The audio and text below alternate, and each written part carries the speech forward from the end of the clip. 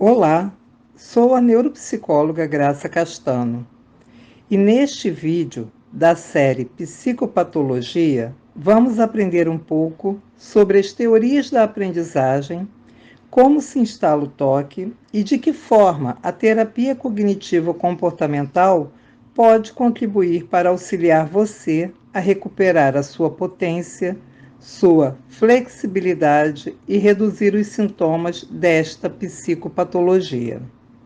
Importante entender que o objetivo desse vídeo é ser um veículo de informação e educação sobre toque e não substitui a consulta com os devidos especialistas.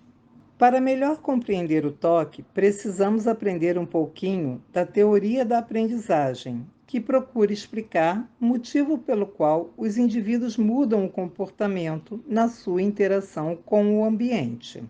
Hora da teoria. O neurofisiologista russo Ivan Pavlov fez uma experiência importante. Ele tocava uma sineta toda vez que alimentava os cães. Mais tarde, após algumas repetições, os cães passavam a salivar apenas ouvindo o som da sineta. Pavlov também verificou que, se a campainha fosse tocada sem a comida ser servida, com o tempo, o som da sineta não provocava mais essa salivação. O efeito se extinguia. Pavlov chamou essa modalidade de aprendizagem de reflexo condicionado, também conhecido como condicionamento clássico ou pavloviano. E ele explica o surgimento das emoções patológicas, como o medo, a angústia, a evitação, dentre outras. Assim, aprendemos que as funções fisiológicas, mesmo as mais complexas, como o medo ou até a fissura por drogas, podem ser modificadas ao longo do tempo. Outro cientista, chamado Watson, produziu uma experiência com um menino conhecido como Albert. O menino Albert brincava com seu hamster branco e, sem que ele percebesse, Watson bateu um instrumento musical e o assustou. Depois dessa experiência, Albert passou a ter medo, não só de hamster, mas de coelho, algodão, aventais brancos. Esse efeito foi chamado de generalização, onde o medo é estendido a objetos ou lugares semelhantes. O condicionamento clássico nos mostra que pessoas sensíveis associam a sensação de desconforto a uma determinada situação, e o fenômeno da generalização também é percebido no toque, embora o surgimento dos sintomas por um acontecimento traumático não seja habitual. No toque, nem sempre se consegue identificar um fato de grande impacto associado ao início dos sintomas. Na verdade, é mais comum que os sintomas se iniciem aos poucos, sem a presença de evento estressante. Contudo, os sintomas aos poucos vão se agravando, se somando novos sintomas aos sintomas antigos, havendo assim o agravamento do quadro. Skinner e outros teóricos trabalharam com o condicionamento operante, onde o comportamento mais complexo pode ser modificado em razão do efeito que provoca sobre o ambiente. O efeito agradável, como o elogio ou prêmio, aumenta a frequência do comportamento que o provoca. Do mesmo modo, o efeito desagradável, como a punição ou privação, diminui sua frequência. Todo efeito que aumenta a frequência de determinado comportamento é chamado de reforço.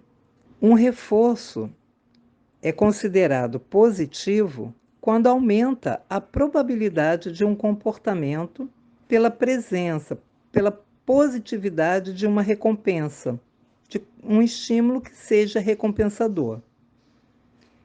E o reforço será denominado negativo também quando aumenta a probabilidade de um comportamento pela ausência, a retirada de um estímulo aversivo e que cause desprazer, após o organismo apresentar o comportamento pretendido.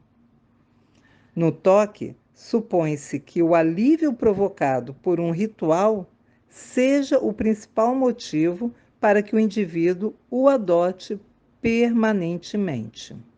Uma terceira forma de aprendizagem ocorre por meio da observação, e por isso é conhecida pelo termo de aprendizagem por observação ou aprendizagem social. Quando observamos outras pessoas, especialmente as pessoas que admiramos, como mamãe, papai, fazendo coisas que gostaríamos de fazer, sentimos-nos encorajados a imitá-los. É possível que a observação dos pais realizando rituais ou apresentando medos excessivos favoreça a aprendizagem de sintomas. Outra forma de aprendizagem é a habituação.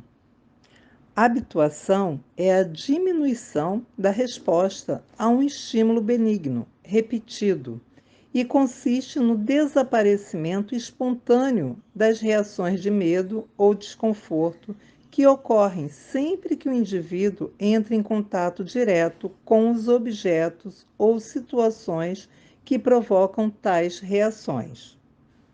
Esse fenômeno constitui a base das técnicas comportamentais, desenvolvida inicialmente para o tratamento de fobias e, posteriormente, foram adaptadas no tratamento do toque.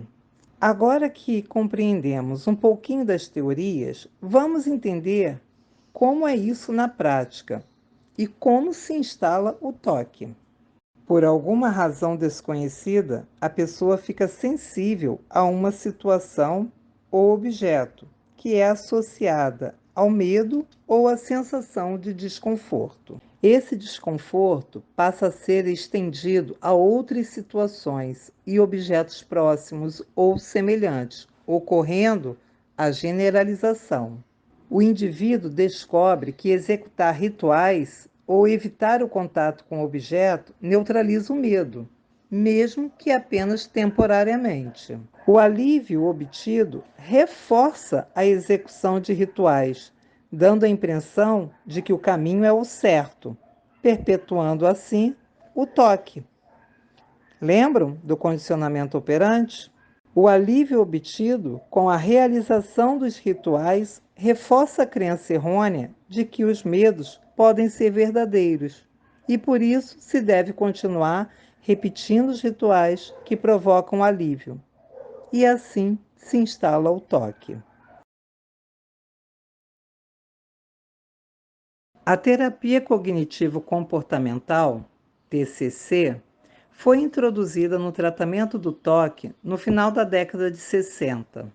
Sendo considerada uma terapia comprovada para o toque, por incluir nela o processo de exposição e prevenção de respostas para provocar o fenômeno da habituação, que consiste na diminuição gradual e espontânea dos sintomas, quando se permanece repetidamente em contato com situações ou objetos que provocam medo. Geralmente, os pacientes com toque também precisam fazer uso de antidepressivo, que é medicado pelo profissional da saúde, o médico. Como neuropsicóloga e psicóloga clínica, sempre recomendo o acompanhamento do psiquiatra. Considero que esta é a especialidade médica indicada no tratamento desta patologia. Atenção! Psicólogo não prescreve medicamento. Na TCC, o paciente faz exercícios práticos junto com o terapeuta. O objetivo com estes exercícios é que o paciente se torne independente e autônomo na aplicação e no uso dos recursos técnicos no seu dia a dia. A TCC é uma terapia que estimula a autonomia do paciente. Agora é a hora da tarefa. Arregaçar as mangas e colocar em prática o aprendido. Vamos lá? Sugiro que você anote por uma semana os seus gatilhos. Chamamos de gatilho todos os lugares, pessoas, substâncias, imagens, notícias, pensamentos que ativam suas obsessões. Identifique todos os seus gatilhos. Anote quais obsessões, quais pensamentos invasivos ativam os seus gatilhos e observe como você os responde para se sentir melhor, quais rituais pratica. O primeiro passo será sempre você perceber quais são as compulsões, comportamentos ou atos mentais que você realiza para resolver o problema. Minha experiência como neuropsicóloga e psicóloga clínica me fez aprender que quanto mais você foge dos gatilhos que geram os pensamentos invasivos e suas obsessões, mais você os reforça. Exemplo: você evita tocar a maçaneta da porta por medo de se contaminar. Você foge de sentir o aumento da ansiedade por medo de ficar doente. E aí, sua mente o encoraja a evitar tocar de novo na maçaneta. Sua mente mente para você. Ao fugir por medo, você passa a evitar o objeto, a pessoa, a situação, o pensamento, a imagem, e assim faz a compulsão aumentar. Então, o primeiro passo é você conhecer bem o seu problema. Aprenda tudo sobre sua obsessão e como você se relaciona com ela. Crie uma lista com todas as suas obsessões, evitações, compulsões, rituais. Já sabemos que o toque é produto de dúvidas, desejos, pensamentos e imagens que as pessoas interpretam de forma errada, por terem uma responsabilidade excessiva ou por não suportarem as incertezas. Fica fácil assim, sua mente mentir para você.